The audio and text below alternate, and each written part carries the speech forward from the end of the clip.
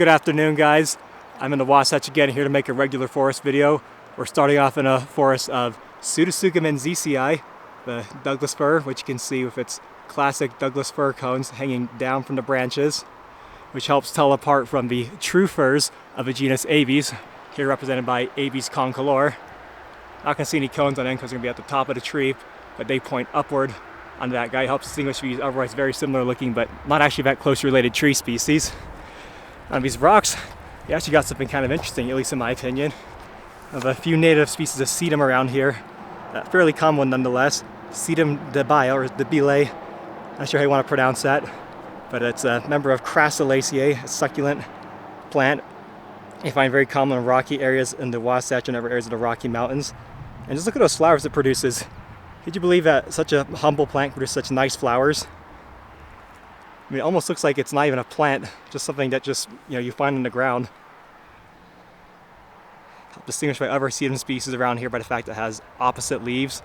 And yeah, those little weird clubby appendages are indeed the leaves. See, each leaf is paired up more or less. But yeah, let's see what else we can find today. I have a good feeling about this day. Now, who here doesn't like when their trail turns into a river? Because I certainly like it. I think this is awesome, especially when you got some nice waterproof hiking shoes, which I actually don't right now. My feet are getting kind of wet. But nevertheless, it is kind of cool that you get to see some classic riparian species right along the trail due to it being a river in certain parts of the year, such as this Betula occidentalis, or water birch, or western birch, or whatever you want to call it. Let's jump the ice a little bit. Now, it looks like it's doing so well, but some of the branches here got leaves on them at least. Yeah, check that out. It's got the classic Betula type leaves, very commonly having teeth or even teeth with teeth. This one has a characteristic of Betula occidentalis. We got some other stuff here too, like wow, I actually don't know what this is. I mean, it's clearly a member of Brassicaceae. It's got the 4 petals. You could zoom in close enough, you'd see it's got the stamens like a cross. But I'm going to have to consult the books for this one. That's a little interesting. We also do have this, I think it's a Geranium richardsonii, or viscosissimum. I can't remember which one tends to have white flowers and which one tends to have darker pink or purple flowers, but I think richardsonii is the white flowered one. It's classic geranium leaves. Now, it's not normally a riparian species, but you do frequently find it growing around them. But what is a riparian species is this one. This is Erythranthe. Crap, I can't remember what the other part of its name is. Erythranthe guttata, formerly Mimulus guttata. So it's what would be commonly called a monkey flower. And it's definitely the most common monkey flower species you find around here, especially amongst the riparian ones. The genus has been split up at least 3 different ways, between a few species still in Mimulus and now some that are put in Displacus and Erythranthe. And the Placus tend to be dryland species, like you find them even like Death Valley, well, usually at higher elevations. There's an endemic species there. And Erythranthe, which is the more riparian ones. Also get Erythranthe, what's it called? Lewisii, a very common pink one up here, but not quite as common as this beautiful yellow guy. But yeah, oh, there's an even better specimen. I should have waited to see this one. There you go. Bilaterally symmetric or zygomorphic. Crap, my foot got super wet there. Oh well, it'll buff out. But yeah, let's see what else we can find. This has already been a pretty good video so far, I think. And there it is, the Erythranthe lewisii I was just talking about, right across the trail from those other ones I was speaking of. Well, you can't see that very well. Anyways, what a beautiful plant. It's certainly thriving out here in this full sun, yet super wet environment.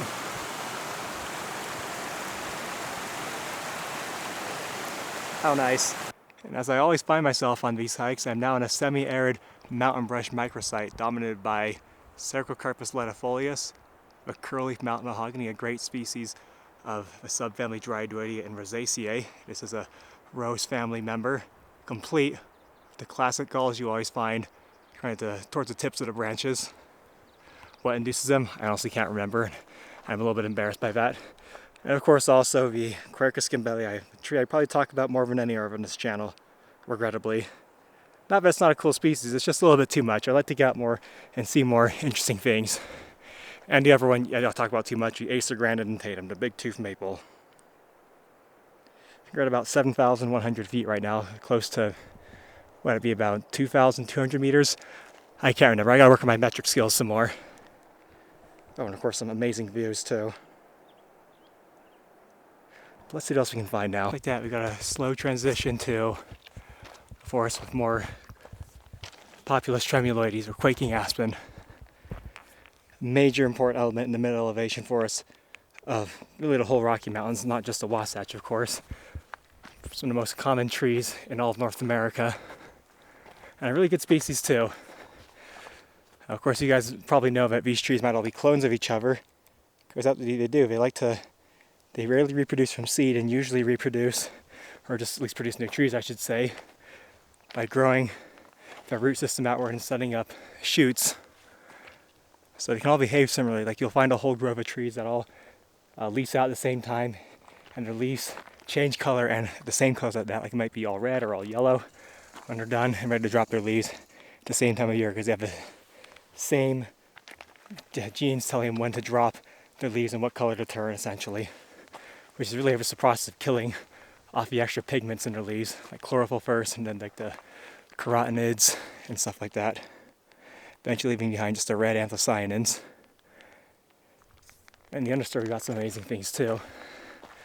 Might be one of the biggest roses I've ever seen. It's got to be a, ooh, that's really bright, Rosa Nootka, or the Sitka Rose, sorry, Nootka Rose, am I saying? There might actually be a species called Sitka Rose, but it's not found around here. So I got the Pacific Northwest on my mind, because I'm definitely going to be doing a trip later for a little bit of a channel update. Around August, I'm going to have a trip to the Pacific Northwest, mostly Washington and Oregon, where I'll hopefully get some good videos. And also catch up with some friends, but that's sort of aside the point. This species here is Cercocarpus malvaceus, by the way. The Mallow Ninebark, which I saw producing some really nice flowers earlier, but I was stuck filming these ones that aren't producing flowers.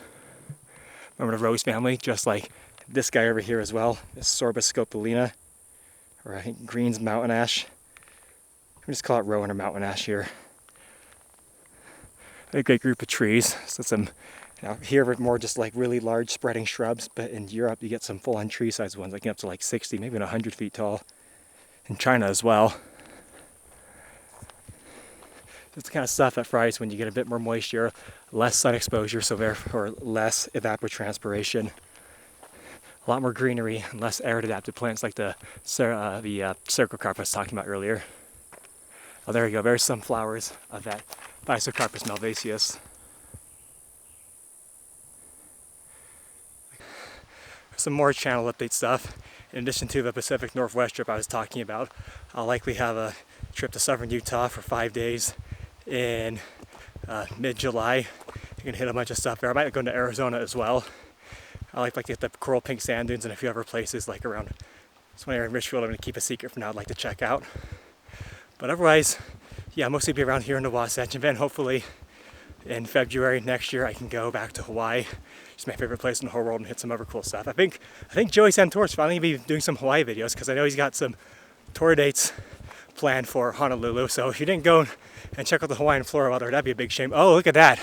It's a giant, at least from my experience, Phraseris speciosa, native member of Gentianaceae. It's known as the monument plant. It is monocarpic, so it only reproduces once in its life. I think most of the genus Phrasera is like this. You also get Phrasera alba marginata, which is this smaller version of this. It's got these really cool leaves with white margins, at least at the base. That's a little bit better. I love Phrasera speciosa. I think deer love it too. It's got such a thick, fat, fleshy stem. Like this thing is so solid feeling. But anyways, oh, it's not opening its flowers yet. Anyways though, as far as Australia is concerned, because I talked about that as well, I've been teasing Australia for like, I don't know, almost 2 years by now, but that's probably not going to happen, unfortunately. Just a lot of things have changed. I'd really like to go and spend a couple of years there, but life's kind of got in the way. And it kind of fell short how much amazing things there are to see in Utah. Part of it was because I wanted to see all the cool plants of Australia and get some work experience there, but really, there's a lot more things you can do in Utah as well. Not that it wouldn't be an amazing trip, as I said. It'd be awesome to go over, but and maybe I'll revisit in 6 months. But for right now, it's probably just not going to happen, unfortunately. Now at around 7,600 or 7,700 feet, we're getting to the zone dominated by Abies, Lasiocarpa, or Alpine Fir, or subalpine fir. In fact, some people actually consider them like those common names up to apply to 2 different species, but I'm not one of them.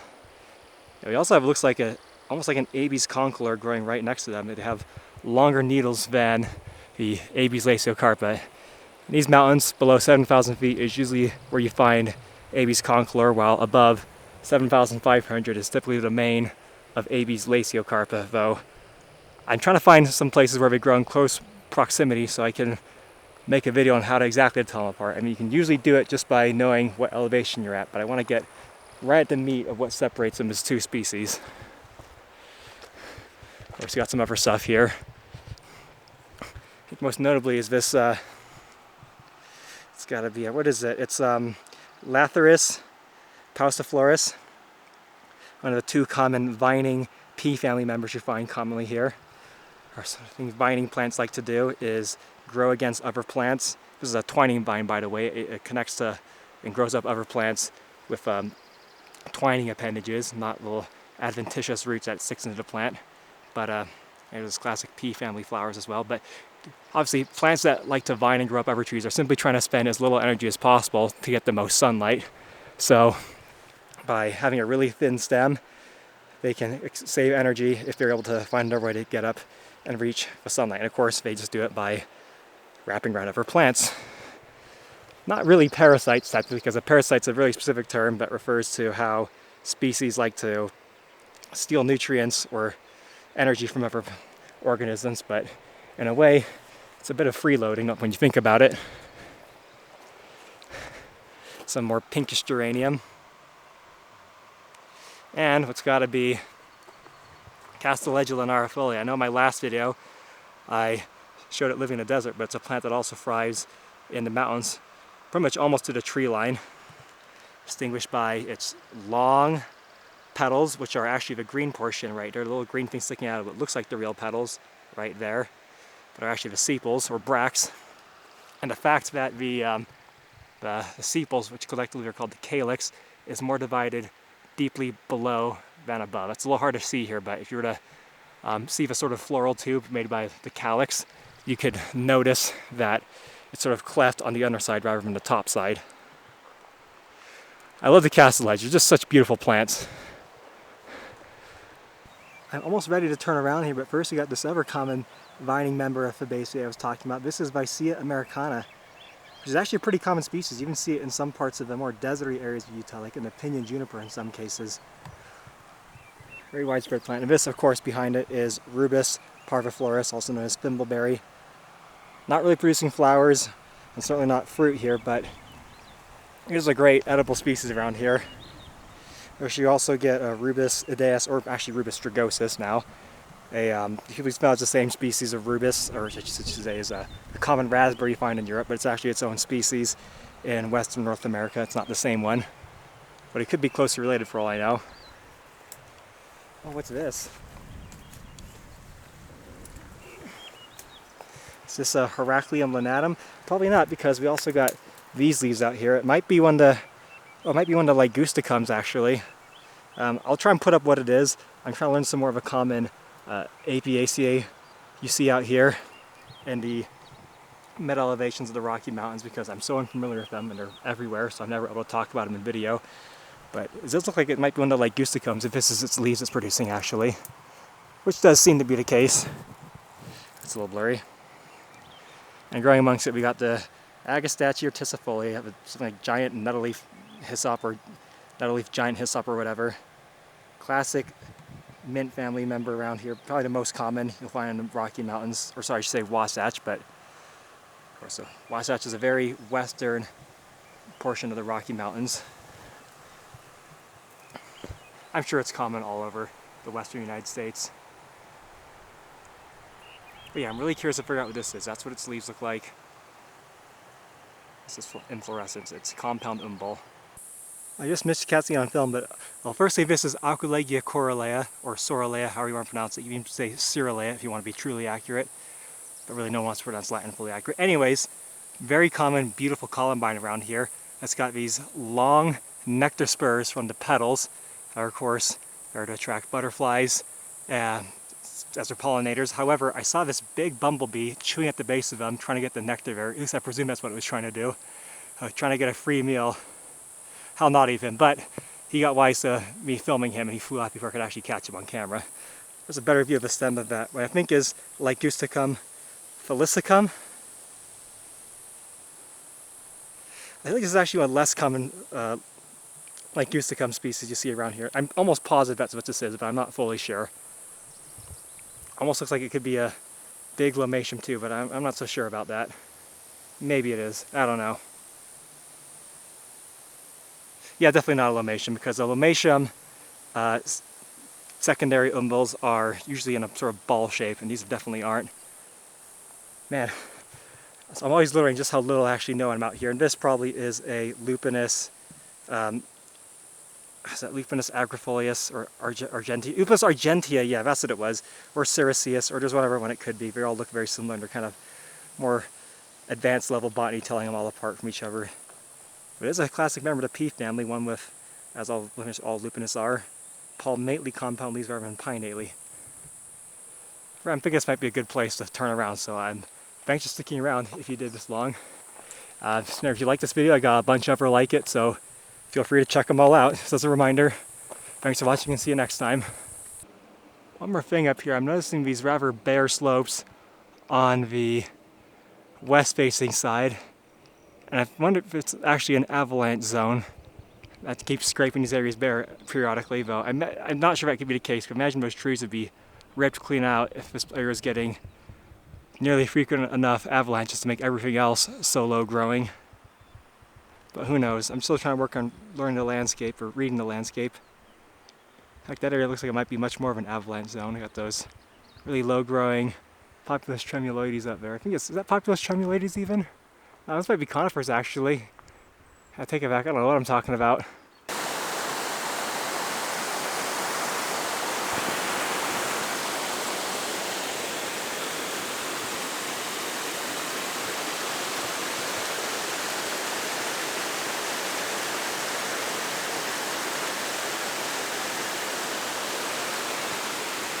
There's that Rubus strigosus, by the way.